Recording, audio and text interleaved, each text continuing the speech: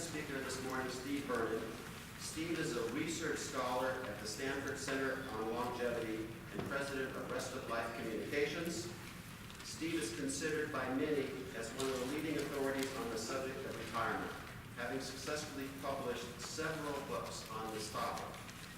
In his role, I'm going to grab his latest book, which just came out.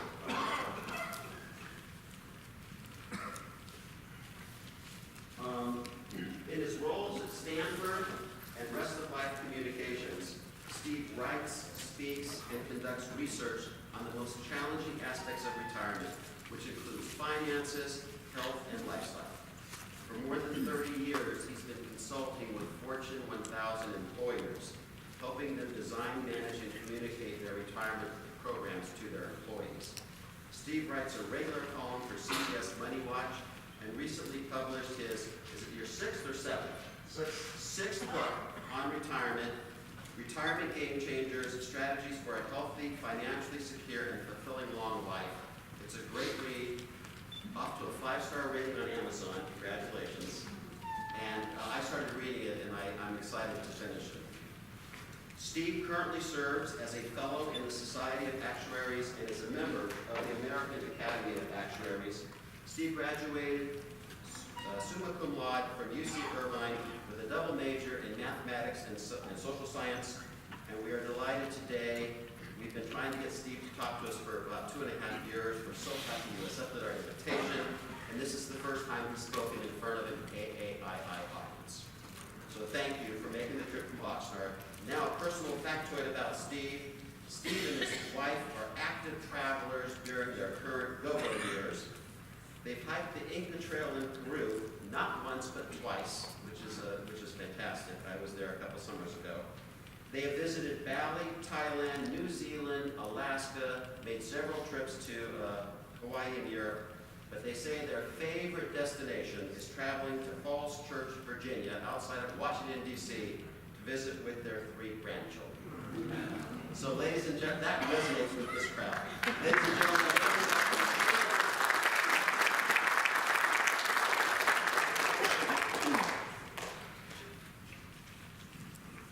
thanks for coming out today on Saturday morning. We are in the middle of a longevity revolution, and it's not going forward. Let's see. Mike, is it on? Is it on? Mike? You start over. Let me see if it's showing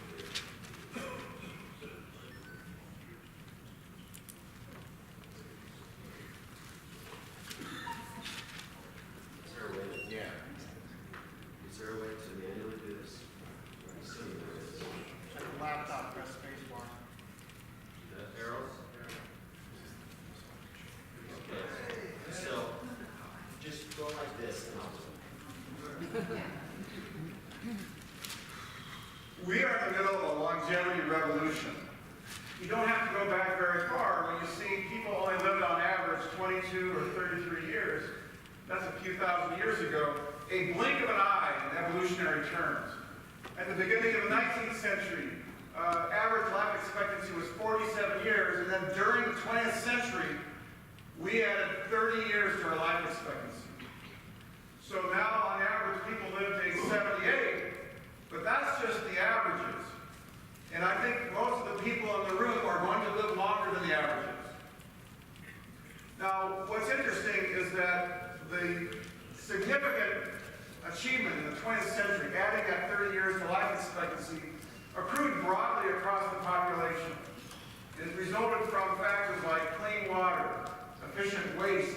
In fact, we can credit our plumbers, probably more than our doctors, with this increase in life expectancy.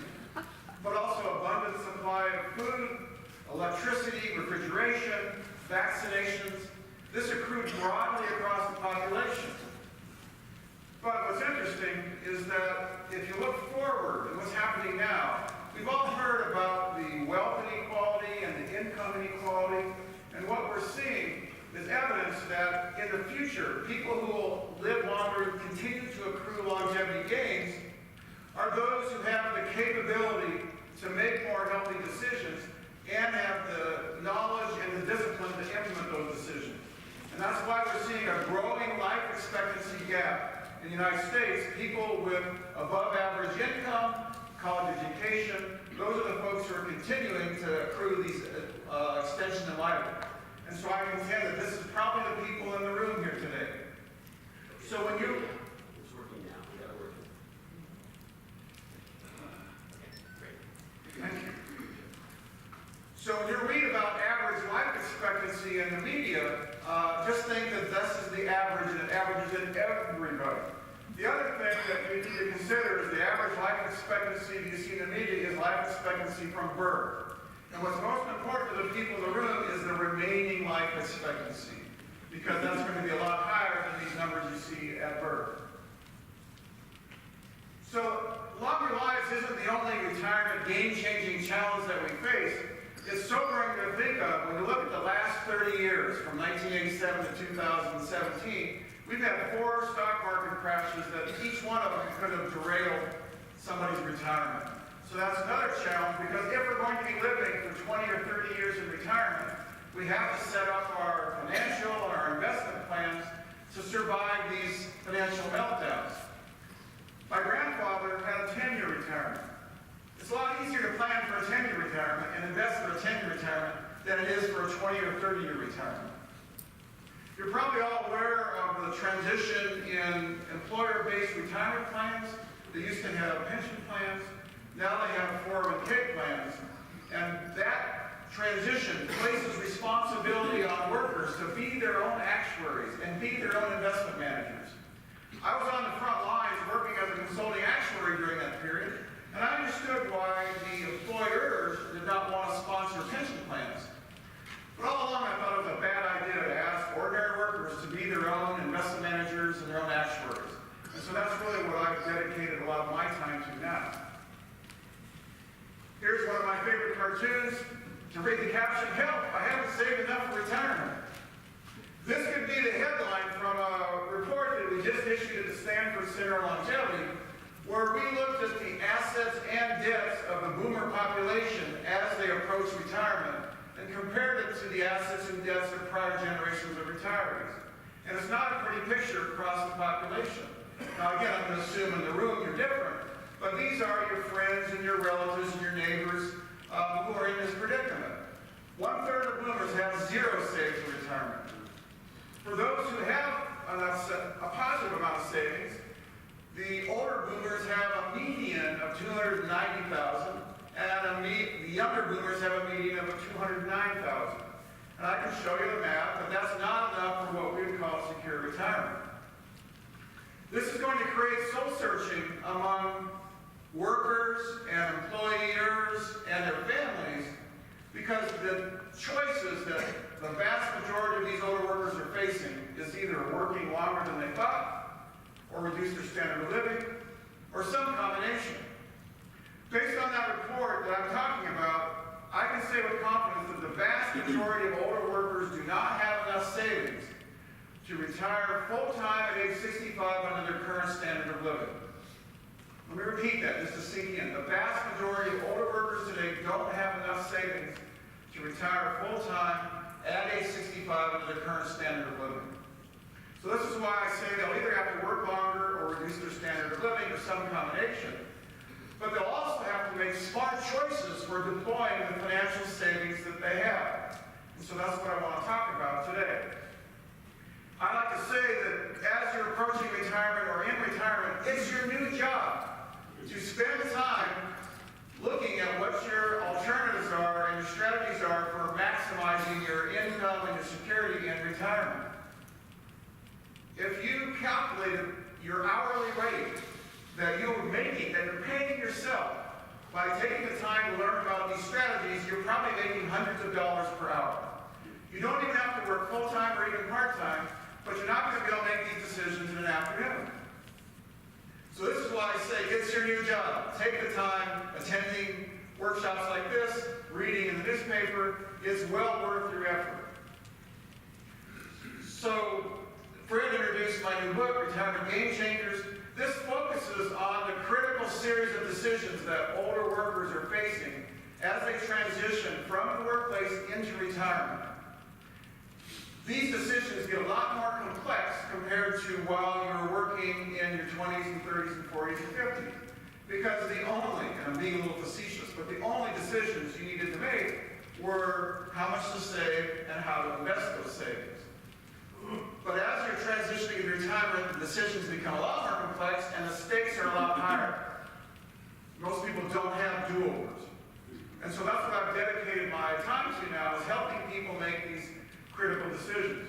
Now the subtitle, Strategies for a Healthy, Financially Secure, and Fulfilling Long Life, says it all, is that yes, it's important to take care of the finances, but that's not enough. We need to focus on your health and your social portfolio.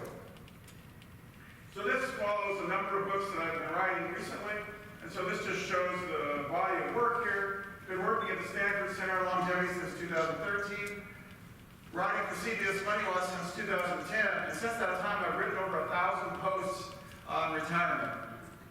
I just recently turned age 65, so I like to say that I've been thinking about retirement all my life, and now it's here. And so a lot of decisions that we're developing for my wife and I think would apply to a lot of people, and that's what I want to share with you today. So I want to do some framing here about how to think about these later years in life. And the 20th century arc of life went something like this. This is generalized, but you have childhood, education, and early adulthood. Then you had a period of middle age where that's focusing in on your family and your careers. And then you went into retirement. And I know this is idealized, but this is the path that a lot of people thought of. Now, when I talked about those extra years of life expectancy, we kept adding it on at the end. Average retirements went from 10 to 20 to now 25 years. We can't keep doing that indefinitely. So this is the basic dilemma that we're facing, is that when we add extra years of life, we're also going to need to add a few extra years of working in the process. So this is the 20th century arc of life. Here's what I contend the 21st century arc of life might look like. Is that with these extra years of life, what we've really done is inserted a second middle age, starting maybe in your 50s or 60s or even 70s. That's the period where this will go. And this is a period maybe of freedom and independence. Maybe your kids have moved out. Maybe you're more free to change where you live or change the kind of work you have, but you're still working, you're still productive, you're still contributing to society. Now in the circles that I run in, there's a camp that says we need to abolish the concept of retirement. It's just not relevant anymore. And I see things differently. Because no matter how vital you might be in the second middle age, I contend there's still going to be a time in your life, maybe in your mid-70s to 80s, where you're either not going to want to work anymore or you can't work anymore. And so we'll still call that retirement.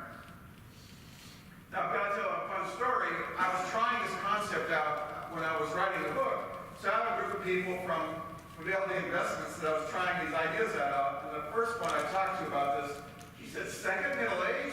The first one sucks. Why would there not a second one? She was in her late 40s. I knew her circumstances. She had teenage kids in the house. She had dependent parents she's worried about. That's the classic point of life, of unhappiness in life. Right next to her was a guy in his early 60s. Second middle age, awesome. Anything not to be considered old. And he loved the idea.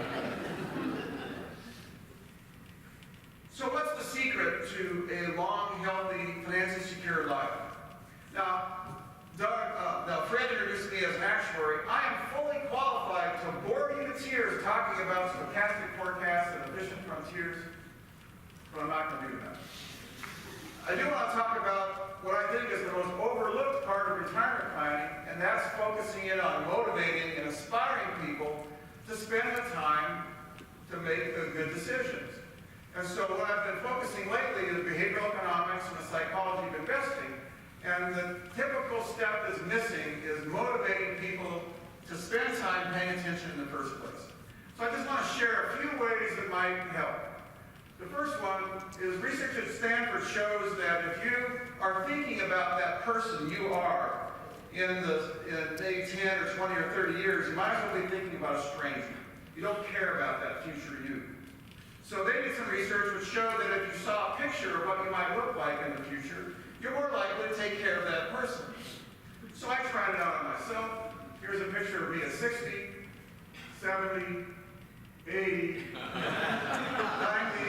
and if I'm lucky, 100. So I've got these pictures on my desktop at home, and it actually motivates me to take care of that future Steve. Now, it doesn't work for everybody. I took a picture of my wife and aged her, and she got mad at me. So that's just one way. Another way is to pay attention to the power of stories. And what I mean by stories is a short narrative. Maybe it's a person in your life, and their circumstances. Maybe it's an urban myth. But these are short narratives that have a powerful influence on people's thinking. And so here's a story I hear a lot in my workshops. None of the men in my family live past age 75. I don't need to plan for a long retirement. But then I ask them, what do you think you're inheriting from your family? Because actually the research is showing us probably what you're inheriting are their exercise and nutrition habits, and those have a more powerful impact than your genes. But here's another story. My neighbor's 97-year-old aunt ran out of money and had to move in with them. She didn't think she would live that long. This happened with these are one of our neighbors. My mother died of ovarian cancer at 54. Enjoy while you can. You just never know how long you'll live. I know the person in this story here. She asked me to help her think about her retirement, and I knew what her story was. And I said, go out and calculate your life expectancy. Because this was the story right in front of her that she's focused on, but I knew all the rest of her relatives lived into their 80s and 90s. Here's an interesting quote from Jack Rowe, who wrote a groundbreaking book, Successful Aging. For all of the most strongly determined genetic diseases, the MacArthur studies show that the environment and lifestyle have a powerful impact on the likelihood of actually developing a disorder. This is wonderful news for individuals with strong family histories of some cancers, heart disease, hypertension, rheumatoid arthritis, and many other conditions. We now know that diet, exercise, and even medications may delay or completely eliminate the emergence of the disease. So a lot of people are powerfully influenced by the stories of their older friends and relatives, and they really don't realize that I asked them, well, did your older friends and relatives smoke? Were they overweight? Did they have bad nutrition habits? So these are some websites where you can calculate your life expectancy, and I encourage a lot of people to do that as part of their retirement planning. This is a story I hope we can prevent. If I knew I lived this long, I would have planned better. So here's another one of my favorite cartoons. This is a man with a laptop, and he's talking to his wife. If we take late retirement and early death, we'll just be fine. At least he's planning. Only about half the people plan. I want to show you a better plan. In fact, the first part of the better plan is to lengthen your planning horizon. A lot of people during their working years, they just want to make sure that what they're spending is less than what they're earning, and they don't really think long term. Maybe they set aside some money for investing, and maybe they set aside for their college education for the children, but they really didn't think long term. As you transition to retirement, you need to think to the very end, and that could be another 20 or 30 years, and so you really need to lengthen your planning horizon. So one of the most important decisions facing workers as they transition from the workplace to retirement, here are the top 5 for the vast majority of the workers I was talking about earlier. And the number 1 is when and how to retire. By how to retire, I mean, are you going to work part-time for a while or not? Second, when to start Social Security. Third, building a retirement income portfolio with savings and, if you're lucky, a pension. And so this is going to be a theme. I'm using the word retirement income portfolio, and I'll use this over and over again in this presentation. We need to shift our thinking from investment portfolios to retirement income portfolios. Number 4, making smart choices for medical insurance and Medicare. And for most people, they're going to have to reduce their standard of living, which living expenses to reduce. This is just the top 5. Here's 6, 7, 8, 9, and 10. Whether deploy home equity. Many people approaching retirement have more wealth in their homes than they do in their IRAs and their 401ks. And And so they might want to explore tapping at home equity to fund their retirement. Protecting against long-term care expenses. Here's one that I really am on my soapbox about, protecting against financial fraud and abuse. At the Stanford Center on Longevity, we're doing a lot of research on financial fraud. And we're developing strategies that people would adopt in their 60s and 70s that says, when I hit a certain point in time when I'm not able to take care of my finances, please take these steps. And we're finding this is an important part of financial planning. And then finally, number 9, providing from your spouse after you're gone. As an actuary, I can predict if you're married, one of you will become a widow or a widower at some point in your life. I guarantee it. It's not being morbid, it's just planning for the inevitable. And so I really enjoy when people come to these kinds of workshops with their spouses, because what we're seeing over and over again, you've got to involve both spouses in these decisions. And lastly, if you're fortunate to accumulate enough wealth, planning for your legacy. This is why I say it's your new retirement job. You can't get all these decisions made in an afternoon or 2 afternoons or 3 afternoons. So this is part of my motivation to say, take the time, pay yourself hundreds of dollars by the hour to make good decisions here. So I gotta tell you another funny story. I go to parties now, and people, when they hear I talk about retirement, they ask me, what's the magic number? How much do I need to save to retire comfortably? And I like to think at last, this actuary is the life of the party. But instead of a magic number, in fact, I mock the concept of a magic number, and I say you really have to look at the magic formula for retirement income security. It's I greater than E, income greater than your expenses, because as I was talking about earlier, the vast majority of older workers don't have enough retirement income under their current standard of living. So they're going to have to focus on their living expenses as well. Now, I spend most of my time talking about the retirement income phase because that's the most complex. And most people have been managing their living expenses all along. But I do point out, this is the formula for retirement income security. Somebody could have $2 million and they're spending so much money that that's not enough, whereas another person could have saved $500,000, they paid off the mortgage, and they could be completely comfortable. So that's why you really have to consider both sides of this equation. Actually, it's an inequality. Funny story, I was giving a retirement planning workshop at the Aerospace Corporation, literally a bunch of rocket scientists. And they said, Steve, that's not the magic formula for retirement security, that's an inequality. So this leads me to retirement planning tip number 1 from your dog. Dogs are masters at balancing their income and their living expenses. And if you downsize your dog to a smaller doghouse, they're still happy, but they make do with whatever they've got. So when retirees are managing their savings, they tend to fall into 2 camps. And the first camp is to hoard their savings and minimize withdrawals because they really greatly fear outliving their savings. The second camp is the opposite. They're winging it. They use their savings like a checking account, and they write checks on whatever they happen to be spending their money on. I contend that both camps can do better. The first camp can spend more and feel safe. Now, I'm not going to chide people for being frugal, but I want them at least to know that they could spend more and feel safe. The second camp needs to spend their money more safely. And so part of my research at the Stanford Center on Longevity is coming up with retirement strategies so that people can feel safe spending down their savings. Now, retirement income planning involves a lot of trade-offs. And there's not one magic strategy or product that works out there. They all have their pros and cons. So trade-offs, what amount of retirement income are you generating? How much wealth can you access quickly? And those are 2 big trade-offs. Bequests, if you want to leave money after you're gone, by definition, that's money you're not spending while you're alive. And that'll reduce the amount of retirement income you have. As long as you make a conscious choice, that's fine.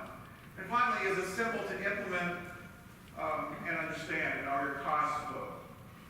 But that's not all. There are a number of risks we need to protect against. Longevity risk, inflation risk, investment risk, death of the spouse, cognitive decline, mistakes, fraud, tax, and political risk. No wonder a lot of people get confused.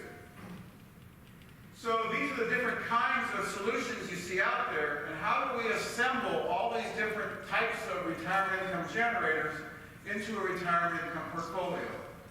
And so for me, the answer is to apply modern portfolio theory. Now, modern portfolio theory was developed in the last half of the 20th century to help large endowments and pension funds run their retirement programs. And I believe that we can apply the same concepts in the payout phase. Modern portfolio theory focused on accumulating assets, and so they focused on asset classes, whereas now we're going to focus on retirement income classes. The basic decision with accumulating money is your asset allocation decision, and now we have the retirement income allocation decision. Assets are accumulating, and you're focusing on how much money you have in your assets, whereas now I think we need to focus on how much retirement income you're generating. And finally, risk. When you're accumulating money, it's expressed in the amount of money or savings you might be losing, whereas now we got to focus on the risk of your retirement income going down. So once we reframe modern portfolio theory to the retirement period, things work just fine. And that's been really what the focus of one of my research projects has been. This just shows you some of these research projects. They're all out on the website of the Stanford Center on Longevity. All of our work is in the public domain, so if you really want to dig into 100-page plus reports that have stochastic forecasts and official frontiers, be my guest. Go ahead, make my day. The last report that we did, though, we found what we're calling the spend safely in retirement strategy. And this is trying to get at those two camps I was telling you about. And so it goes like this. We want to build a portfolio that has retirement paychecks. And paychecks are reliable monthly income that will last the rest of your life no matter how long you live and won't go down if the stock market crashes. Social Security, annuities, pensions if you're so lucky. Then we have retirement bonuses. These are periodic payments that you invest, and if the economy or the stock market is doing well, you can increase and you're investing for growth. But if the market isn't doing well, then you have to reduce your withdrawals. So really what you want to do is use paychecks to cover your basic living expenses, food, utilities, medical premiums, the roof over your head. Whereas you want to use retirement bonuses to cover discretionary living expenses that you can cut back. Hobbies, travel, spoiling the grandchildren. So this is the basic framework, but you also want to have a cash stash of money that you can access in case you have an emergency and you don't want to withdraw from your assets that are generating your bonuses or your paychecks. So this is the basic framework that we're showing. What are the sources of paychecks? I mentioned Social Security, pension, annuities, bonuses, withdrawing from invested assets, work. Some people can work for a while in their retirement years, and other people have other sources such as rental income. And so really the goal here is just to put together a reliable portfolio of retirement income. So the spend safely retirement strategy goes like this, and this is a baseline strategy from which I think this can work well for a lot of people who don't have the sophistication to develop retirement income strategies. I'm going to guess the people in the room here are sophisticated enough to develop their own strategies, and so this can be a baseline from which you can build on. So step one is optimizing Social Security benefits, and step two is investing in a target date fund, a balanced fund, or stock index fund, and you can use the IRS required minimum distribution to determine the annual withdrawals. Our studies, we looked at 292 different retirement income strategies using 8 different metrics. And we looked at things like annuities, various investment strategies, asset allocations, optimizing Social Security, not optimizing Social Security. This strategy compared favorably to most of these other strategies, and it's extremely easy to implement. That's why we liked it, is it's easy to implement, and then if you want to get more sophisticated from there, go ahead, you can do that. So I want to look at each of these 2 steps. Let's take a step first, looking at Social Security. And these are some headlines from some of my columns. Boost your Social Security payout by $100,000. My yardstick for determining a Social Security claiming strategy is what is the expected amount of income you might receive over your lifetime. Get $90,000 more for your spouse. So I ask you, if you had to spend one afternoon or 2 afternoons trying to figure a Social Security claiming strategy, and this is the potential payoff, would you take the time? I'm hoping the answer is yes. So let's dig down on this. I just want to show a simplified example. This is for someone who was born in 1960, earning $75,000 per year, a little bit above the middle income area in the United States. If they started Social Security as early as they could at age 62, their annual income is about $18,260. If they wait till their full retirement age, for this person that's age 67, they're getting $27,000 per year. And if they wait till 70, that's the latest you can start Social Security with the highest amount of benefit. Their initial Social Security comes to $33,780. So I like to say, what are the accumulated lifetime payouts you might receive? So if you decide to start at age 62 and you pass away at age 70, well, your payout is $146,880. If you start at 67, 3 years until 70, you've got a payout of $81,000. Now, if you decide to wait till 70 to start your Social Security and you die at 70, bad move. But actually, if that person's married, it might be a good move, because delaying Social Security not only increases your lifetime payout you might expect, but also maximizes the payout for your surviving spouse. So it might not be quite a bad move as you might think. But this is just passing away at age 70. Here's what it looks like if you pass away at 80. You can see that it's roughly equal. But now if you live to 90, delaying your Social Security until age 70 is the clear winner. This is one reason why I encourage people to calculate their expected life expectancy, because this can help determine optimal claiming strategy for Social Security. Now, not many people delay all the way till age 70, and so I think a good compromise is delaying until your full retirement age, which currently is 66, but it's going to go to age 67. But we really need to be aware of loss aversion and framing. These are powerful behavioral economics concepts. Loss aversion is the concept that people feel the pain of losses twice as much as they feel the joy of gains. But you need to couple that with framing. How do you define the loss? So in this scenario, suppose scenario 1, you decide to delay Social Security until age 70 and you die at 70, you've lost $146,000 compared to as if you had started at 62. And most people focus on this because they worry about dying young. They say, you know, if I delay taking Social Security and I die young, I'd be mad. I say, no, you'd be dead. You don't know how mad dead people are. But let's look at scenario 2. Suppose you decide to start Social Security at 62 and you live to 90. Now you've lost $160,000 compared to starting at age 70. So which loss do you want to avoid? I can easily imagine the scenario 2 because I have older friends and relatives who are in their late 70s or 80s and they're struggling financially. They started Social Security as early as they could at age 62. And now they said, gee, I wish I had met you, Steve, before. I could have worked longer. I could have delayed drawing down Social Security. Now, you don't need to start Social Security when you retire. In fact, if you're going to retire before age 70, a very good use of your savings is to fund a Social Security bridge payment where you pay yourself the Social Security benefit that you're delaying so that when you reach age 70, now you've got the ability to start your Social Security. So I say, what's more likely, dying at age 70 or living to age 90, and which outcome is worse? So we've already talked about scenario 1, that's regret from heaven, whereas scenario 2, being old and alive, poor and alive at age 90. Now I get people saying, well, I'm not going to wait to take Social Security because I might go bankrupt. And they read about in the headlines that the Social Security Trust Fund is going to be exhausted in the year 2033 or 34. I'm going to get on my soapbox and I'm going to ask you, because you are smart people and you can help correct the myth that's out there. The Social Security Trust Fund is just a supplemental source of funding retirement benefits.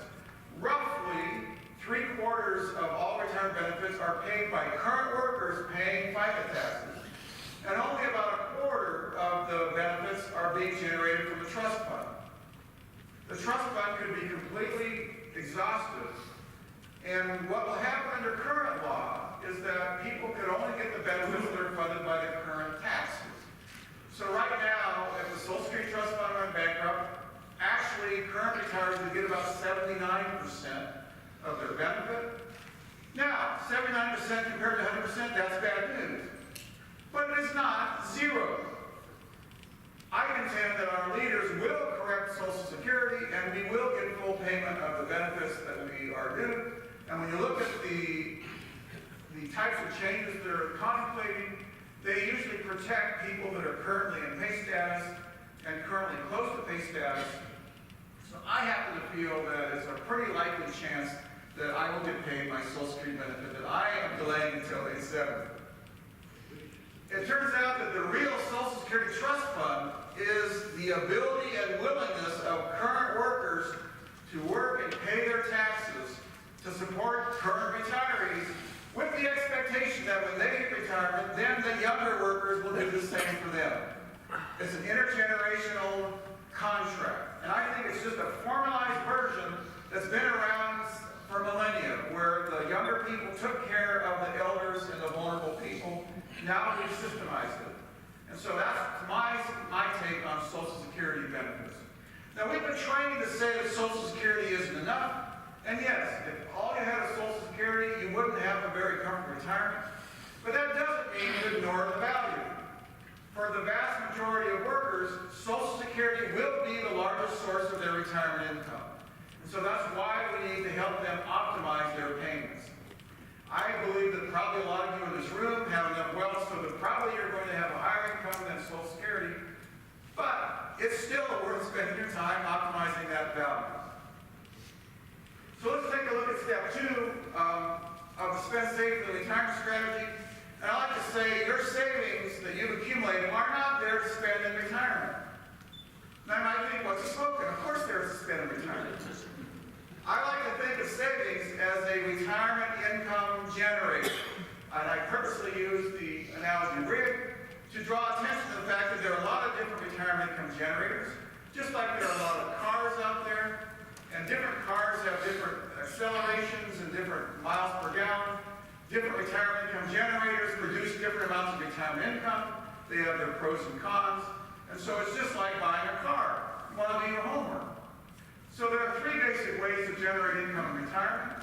The first one is to invest and only draw down the interest and dividends. And for people who have accumulated enough money, that actually is a pretty good way to go. I do want to point out that this is one way to deal with stock market volatility.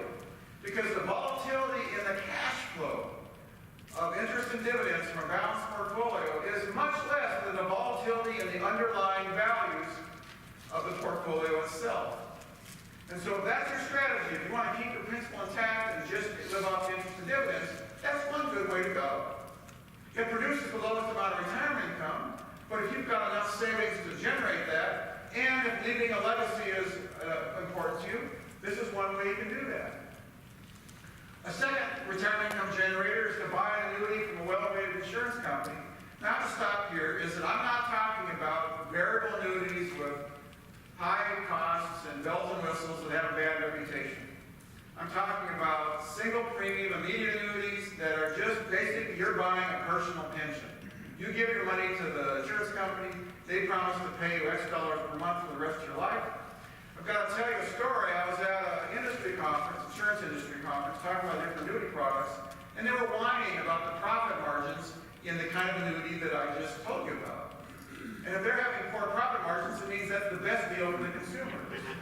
That's why the insurance companies love variable annuities with all bells and whistles, because it's impossible to figure out if you're getting a good deal or not. There are ways using annuity bidding platforms that are very transparent, where you can get the best annuity at the time that you need to buy an annuity. And so for people who want to build a portfolio of paychecks on top of Social Security, that's one way to go. And finally, investing and drawing down principal cautiously is called systematic withdrawals. That's a third way to generate a retirement paycheck.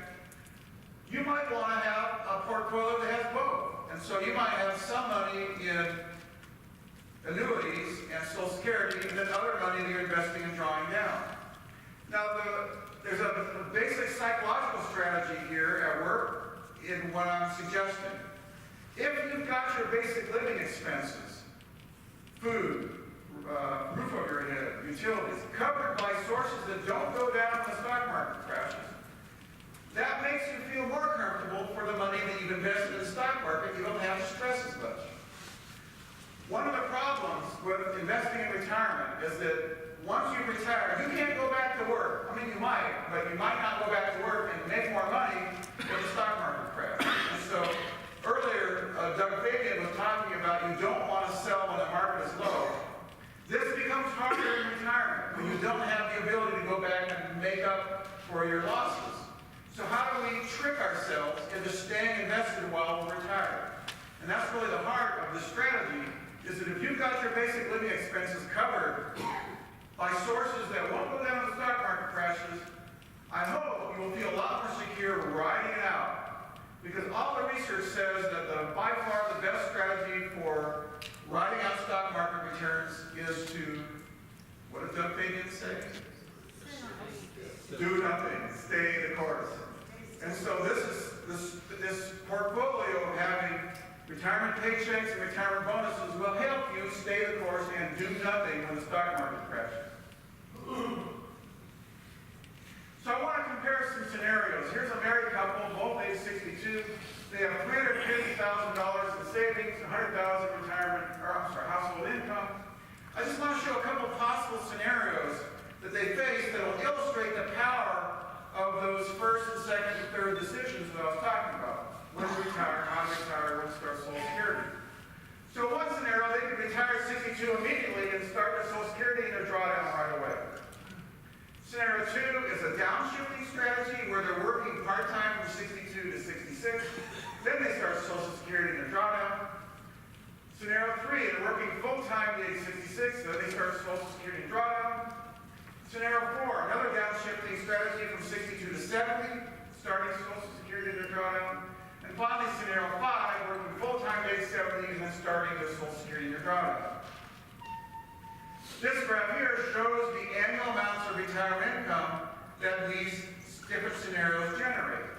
And so look at the extreme, starting everything at age 62, a little over $42,000 annual income. Whereas starting at age 70 and working full-time to 70, over $73,000 annual income. This illustrates what I call the retirement opportunity zone between ages 62 and 70. When and how you retire and when you claim Social Security has a powerful impact. There's a lot of leverage in the amount of retirement income that you can generate. I also want to draw your attention to comparing scenarios 2 and 3. Both of them are retiring at 66, but scenario 2 was a downshifting strategy working part-time, whereas scenario 3 was working full-time. Not a lot of difference in the amount of annual income. Same with comparing scenarios 4 and 5. And so for people who are approaching their early 60s and are tired of working at the same pace, maybe they can arrange to have a downshifting strategy where they're not working quite as hard as they used to, but they're working just enough to let their Social Security and their savings continue to grow. Now this is just the annual amount of income. Now I'm showing replacement ratios. And replacement ratio is really what's the percent of your pre-retirement income represented by your retirement income. And it's common wisdom that people need 70 to 80% of their pre-retirement pay to have a comfortable retirement. This is showing you don't get to that until drawing down Social Security savings at age 70. This is why I'm saying the vast majority of older workers are not going to be able to retire to their current standard of living. So when people mindlessly say you need 70 to 80% of your pay to be comfortable, I like to say stop that. Most people aren't going to hit that. You're setting them up for failure.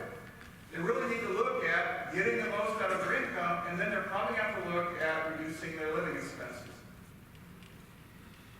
Now let's take a look at what's the proportion of the retirement income between Social Security and drawdown. Social Security is the blue part. This is the bond part of your retirement income portfolio, whereas the red part, if you were investing 100% in stocks, could be the equity portion of your portfolio. So in this case, all the volatility in investing is focused on these red portions. Now, admittedly, this is for someone who had $350,000 in savings at age 62. That's higher than average of the average worker, but I'm going to guess it's going to be a lot lower than what people in the audience here are facing. So if you were doing this kind of graph for yourself, which I strongly encourage you to do, your red portion might be bigger.